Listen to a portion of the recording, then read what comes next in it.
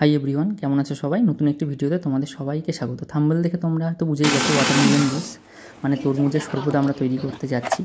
তো যাই হোক, বাজার থেকে আমি একটা সুন্দর দেখে তরমুজ নিয়ে চলে এসেছি। তো এই তরমুজ এই যে নিয়ে আসার পরে এই যে মধুবর্ণা এটাকে ছোটো ছোটো পিস করে মধুবর্ণা এটাকে কাটবে। তো আমি একটা জিনিস বলে নিই, তরমুজের শরবতটা আগে তোমরা ফ্রিজে রেখো না, তরমুজটাকে তোমরা শরবত করে নিও, করে নেওয়ার পরে ফ্রিজে রেখো, তারপরে ঠান্ডা হলে সেটা খেও, তাতে আমার মনে হয় বেশি ভালো লাগবে। হ্যাঁ, আগেই যদি ফ্রিজে রেখে দিই এবং তারপরে যদি শরবত করে খাই তাহলে ঠান্ডাটা অনেকটা কমে যায়। তো যাই হোক, এই যে ছোটো ছোটো পিস করে নেওয়া হলো। পিস করে নেওয়ার পরে কী করতে হবে, তরমুজের যে বীজগুলো আছে বীজগুলোকে তরমুজ থেকে আলাদা করে দিতে হবে। এই দেখো, আমরা বীজগুলোকে আলাদা করে নিয়েছি, তরমুজটাকে বেছে নিয়েছি।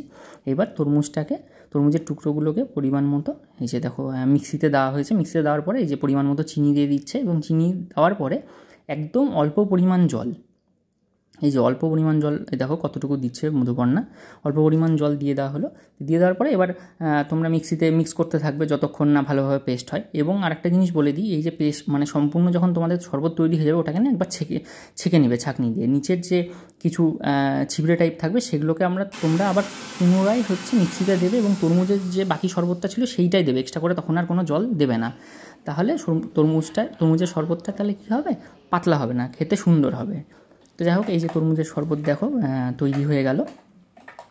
তৈরি হয়ে যাওয়ার পরে এই যে মধুবর্ণা গ্লাসে ঢেলে দিচ্ছে। এই যে গ্লাসে ঢালার পরে মধুবর্ণা একটু হালকা করে বিট নুন অ্যাড করে দেবে, সেটাও তোমরা দেখতে পাবে। বিট নুন অ্যাড করে দেওয়ার পরে তোমরা কী করবে, এটা ফ্রিজে রেখে দিবে, তাহলে বেশ ঠান্ডা আরও ভালো হবে এবং খেতে ভালো লাগবে।